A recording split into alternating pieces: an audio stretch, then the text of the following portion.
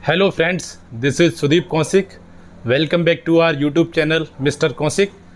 और आज हम स्पेशली बात करेंगे मैथमेटिक्स की स्ट्रेटजी, जानेंगे कि किस तरीके से कौन कौन सी बुक्स आपको पढ़नी चाहिए जिससे आप किसी भी एग्ज़ाम को, स्पेशली एसएससी के जितने भी सारे एग्ज़ाम्स होते हैं उन सब में मैथमेटिक्स का सिलेबस सेम रहता है।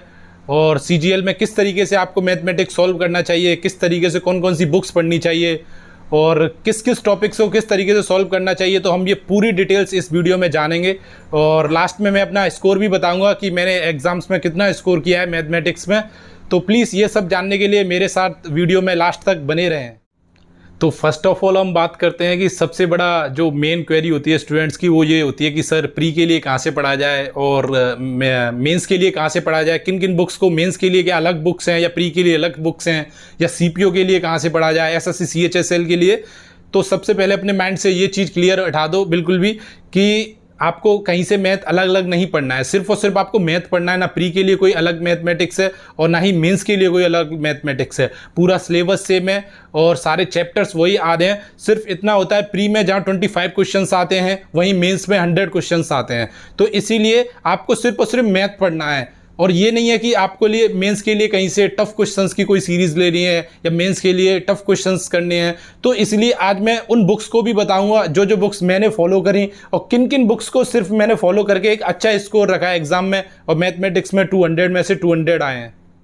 सबसे पहला काम आपको जो करना है कि कहीं से भी किसी भी टीचर से आपको सबसे पहले कोर्स कंप्लीट कर लेना है मैथमेटिक्स का, जहाँ से भी आपको अच्छा लगे। मैं ये नहीं कह रहा कि आप इसी टीचर से पढ़ो या इसी टीचर से पढ़ के आपका कोर्स कंप्लीट होगा। यूट्यूब से करना है, आप यूट्यूब से भी कर सकते हो, वहाँ पे भी पूरा कोर्स डला हुआ है। मतलब टॉपिक वाइज हर जगह मिल जाएगा आपको कोर्स, जहाँ पे भी आप देखोगे किसी भी टीचर से। सो वो क्या होता है कि वो उसमें आपको प्रैक्टिस करने के लिए देते हैं, सीट्स देंगे या कुछ भी अपना मटेरियल देंगे। तो वहाँ से फर्स्ट ऑफ ऑल वो प्रैक्टिस करो। अगर आप किसी टीचर से नहीं भी पढ़ते हो तो भी आप विदाउट कोचिंग भी कर सकते हो। तो इसमें क्या करना है उसके बाद कि आपको 2 बुक्स उठानी है। उसके बाद अब हम बात करते हैं बुक्स के बारे में। तो आपको 2 बुक्स लेनी है। एक एडवांस की बुक, जैसा कि हम सब जानते हैं 2 पोर्शन आते हैं, एक एडवांस आएगा, एक अरिथमेटिक आएगा। तो किसी भी टीचर की 2 ऐसी बुक्स उठाओ जिसमें सारे कंसेप्ट क्लियर हों एकदम से, कोई भी कंसेप्ट ना छूटे, जिसमें प्रीवियस ईयर का और जो भी कंसेप्ट 9th और 10th क्लास के बनते हैं, क्योंकि कंपटीशन एग्जाम में 9th और 10th क्लास का सबसे ज़्यादा मैथमेटिक्स पूछा जाता है। तो आपको उसी तरीके से 2 बुक्स उठानी है, एक अरिथमेटिक की बुक उठानी है और एक एडवांस की बुक उठानी है। तो इन दोनों बुक्स को आपको सॉल्व करना है अच्छे से। और इसके बाद क्या होगा, जैसे आप बुक सॉल्व करना शुरुआत करेंगे तो उसमें क्या होगा कि आपने मान के चलो कोई भी फर्स्ट चैप्टर उठाया, जैसे कि आपने परसेंटेज चैप्टर उठाया, तो परसेंटेज चैप्टर में क्या होगा कि आपने करना शुरू करा, आप ऑलरेडी कोर्स कर चुके हो तो आपको पता है कि कौन सा क्वेश्चन कैसा होगा। लेकिन उसके बाद भी आपके 10 से 12 क्वेश्चन ऐसे निकलेंगे 100 में से जो आपके साथ डाउट क्रिएट करेंगे और जो आपको परेशानी देंगे कि ये सॉल्व नहीं हो रहा हमसे। तो उनके लिए घबराने वाली कोई बात नहीं है। तो आप अपनी एक अलग नोटबुक बनाएं जिसमें क्या करें, उन क्वेश्चंस को नोट डाउन करें। जिस तरीके से मैंने नोट डाउन किए मैं आपको दिखाऊंगा अभी कि किस तरीके से मैं क्वेश्चंस करता था। और उस नोटबुक में एक साइड में लिख लें उन सारे क्वेश्चंस को जो भी दिक्कत दे रहे हैं, और ऐसे उसी तरीके से चैप्टर फिनिश करें अपना पूरा एक चैप्टर, जो भी चैप्टर आप उठाएं। तो उस चैप्टर को करने के बाद आपको नेक्स्ट चैप्टर पे नहीं जाना है, उसी चैप्टर को रिपीट करना है और यही प्रोसेस सेम 3 बार करना है आपको। जब ये 3 बार प्रोसेस कंप्लीट होगा तो आपको शायद ही शायद वो डाउट नहीं रहेंगे। तो आप अपने टीचर से डिस्कस कर सकते हैं वो डाउट, या फिर अपने फ्रेंड से भी डिस्कस कर सकते हैं। इसी तरीके से आपको अरिथमेटिक के साथ साथ, जैसे ही अरिथमेटिक की बुक फिनिश होगी उसके साथ साथ आपको एडवांस भी करना है इसी तरीके से। तो ये तो रही बुक्स की स्ट्रेटजी कि आपको किस तरीके से बुक सॉल्व करनी चाहिए। और बहुत सारे क्वेश्चंस आपको डाउट क्रिएट करेंगे। मैं ये नहीं कहता कि आप पहली बार में पूरी बुक सॉल्व कर लोगे, बहुत सारे क्वेश्चन निकले, उनके लिए एक अलग नोटबुक बनाओ। जिस तरीके से मैंने नोटबुक बनाई हुई है, यहाँ पे ये आप देख सकते हो, ये मेरी नोटबुक है जिसमें मैं क्या करता था, जो भी मेरे डाउट निकलते थे या जो भी मुझे इंपॉर्टेंट क्वेश्चन लगते थे वो मैं इसमें राइट डाउन कर लेता था। तो इसी तरीके से आपको भी सेम प्रोसीजर फॉलो करना है। मैं बताता हूँ कि मैंने किस तरीके से 200 आफ्टर 200 मार्क्स हैं मेरे सीजीएल मेंस में, और किस तरीके से मैंने पढ़ाई करी है। तो मैंने सिर्फ 2 बुक्स फॉलो करी हैं, राकेश यादव सर की अरिथमेटिक की बुक और राकेश यादव सर की एडवांस की बुक। और वही बुक मैंने मतलब 9 से 10 बार बुक करी है। और जैसा कि आप देख सकते हो मेरे पास ये अरिथमेटिक की बुक है, तो इसमें मैंने टिक भी लगा रखे हैं यहाँ पे आप क्लियरली देख सकते हो ये टिक लगे हुए हैं 1 2 3 4 5 6, मतलब ये जितनी बार भी टिक लगे हुए हैं ऊपर एग्जाम्स के नाम लिखे हैं। जैसे अपकमिंग एग्जाम अगर सीजीएल है तो मैंने सीजीएल डाल के किया है कि ये टिक सीजीएल से पहले मैंने ये कोर्स फिनिश कर लिया है। सीपीओ तो उसी हर एग्जाम के लिए, चाहे इवन एमटीएस का एग्जाम क्यों ना हो, मैंने सिर्फ और सिर्फ यही बुक फॉलो करी है। और इसी तरीके से मैंने एडवांस की भी बुक फॉलो करी है, तो वो भी राकेश यादव सर की बुक फॉलो करी है। और इसी तरीके से उसमें थोड़ा ये बुक्स फट रही है तो आप यहाँ से देख सकते हो कि उसी तरीके से सेम प्रोसीजर इसमें भी फॉलो करा है मैंने। ये बुक है राकेश यादव सर की एडवांस वाली, इसमें सारा कुछ कवर है, एक से एक अच्छा क्वेश्चन आपको मिल जाएगा इसमें। और उसके बाद जहाँ से भी मुझे जो भी इंपॉर्टेंट मेरे फॉर्मूले या जो डाउट निकलते थे उन्हें मैं क्या करता था, मैंने ये एक नोटबुक बनाई हुई है, तो इसमें मैंने A4 साइज के बहुत सारे पेपर्स हैं, तो आप देख सकते हो इस तरीके से मैं नोट डाउन करके रखता था अपने पेपर्स पर। इस तरीके से जो भी इंपॉर्टेंट ये सारे फॉर्मूलेस हैं, जो ये सिर्फ इन बुक से निकले हुए फॉर्मूले हैं, किसी टीचर या कहीं से लिखाए हुए नहीं है।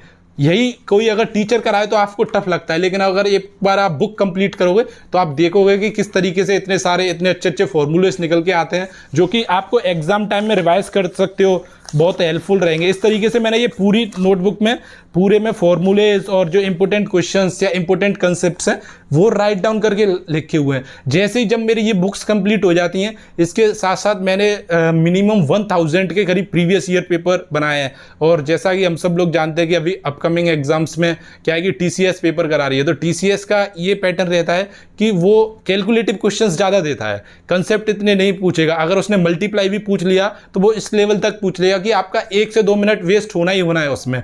तो इसीलिए कैलकुलेशन पर आपको बहुत अच्छे से ध्यान देना है। और मेन इंपॉर्टेंट पार्ट है कि 2018 से जितने भी पेपर्स आए हैं, किसी भी एग्जाम में बैठो, चाहे आप सीजीएल में, सीपीओ में, एमटीएस में, तो प्लीज़ एक बार वो सारे पेपर्स ज़रूर बनाएं आप। 2018 सीपीओ, 19 सीपीओ और 20 सीपीओ, सीजीएल भी, सीपीओ सीजीएल भी, और उसके साथ साथ एमटीएस भी और सीएचएसएल भी 2018 से तो आपके लिए मैंडेटरी है। ये सारे पेपर्स तो आपको बनाने ही बनाने हैं। और जैसे ही जब ये पेपर कंप्लीट होंगे तो उसके बाद जो प्रीवियस ईयर पेपर हैं, जो 2005 के बाद हैं या 2011 के बाद हैं, और वो भी करने हैं। और ये आपको काम एक बार नहीं करना है, ये पेपर आपको कम से कम 5 बार करने हैं, उसके बाद आप स्कोर एक्सपेक्ट कर सकते हो। अगर आप ये सोचो कि मैं सिर्फ और सिर्फ एक बार बुक करके या किसी अच्छे टीचर से या टफ क्वेश्चन करके, तो आप मैथ में स्कोर नहीं कर पाओगे, क्योंकि मैथ में स्कोर वही कर पाएगा जो उन एग्जाम्स के फॉर्मेट से पहले गुजर चुका है। वो सारे उसने क्वेश्चंस टाइप के क्वेश्चंस करे हैं, और वो क्वेश्चंस के टाइप आप तभी करोगे जब आप प्रीवियस ईयर अच्छे से सॉल्व करोगे, या जो टीसीएस ने क्वेश्चंस पूछे हैं उन सारे क्वेश्चंस को अच्छे सॉल्व करोगे। तो ये तो थी मेरी स्ट्रेटजी कि किस तरीके से मैंने मैथमेटिक्स की स्ट्रेटजी फॉलो करी, और मैं अपना स्कोर भी आपके साथ शेयर करना चाहूँगा। सीजीएल 18 और 19 दोनों प्री में मेरे 50 आउट ऑफ 50 हैं, सीपीओ में 48.5 हैं 18 वाले में, और 19 में 50 में से 50 मार्क्स हैं, और एमटीएस में 25 में से 25 क्वेश्चन सही हैं। और ये सारा मेरा स्कोर है। आपने मेरी स्ट्रेटजी जान ही ली कि मैंने किस तरीके से पढ़ाई करी। तो आपको ओवरऑल सिर्फ और सिर्फ 3 पॉइंट्स रिमेंबर रखने हैं, जिसमें से फर्स्ट है कि कोई भी 2 बुक उठाओ, आपको 3 से 4 बार सॉल्व करनी है। उसके बाद सेकंड पॉइंट है कि आपको प्रीवियस ईयर पेपर करने हैं, और थर्ड पॉइंट है कि आप अपने अच्छे से नोट्स बनाएं, जिन नोट्स को आप एग्जाम से पहले रिवाइज कर सकें, या जो आपकी जर्नी में टफ क्वेश्चंस मिले हैं आपको मैथमेटिक्स सॉल्व करने में, उन क्वेश्चंस को आप अच्छे से रिमेंबर कर सकें। तो इसीलिए ये मेन 3 पॉइंट्स हैं। तो आप इसके अलावा आपको कहीं भी कन्फ्यूज़न में रहने की ज़रूरत नहीं है कि अगर आपका कोई फ्रेंड, आपका कोई टीचर कोई टफ से टफ क्वेश्चन करा रहा है, अगर वो आप पे नहीं आ रहा है, तो बिल्कुल भी होपलेस होने की ज़रूरत नहीं है कि मेरा एग्जाम्स में क्या होगा। वो क्वेश्चंस कभी नहीं आएंगे एग्जाम्स में, सिर्फ क्वेश्चन वही आएंगे जो प्रीवियस ईयर है, या उन्हीं पर बेस आएंगे, सिर्फ और सिर्फ डिजिट चेंज हो सकती है, कंसेप्ट वही आएगा। प्लीज़ इस स्ट्रेटजी पर काम करें, जिससे आप एक अच्छा स्कोर बना पाएंगे। और don't make haste, otherwise it will make you waste. It means if you want to create a tower in 1 day, it will not happen.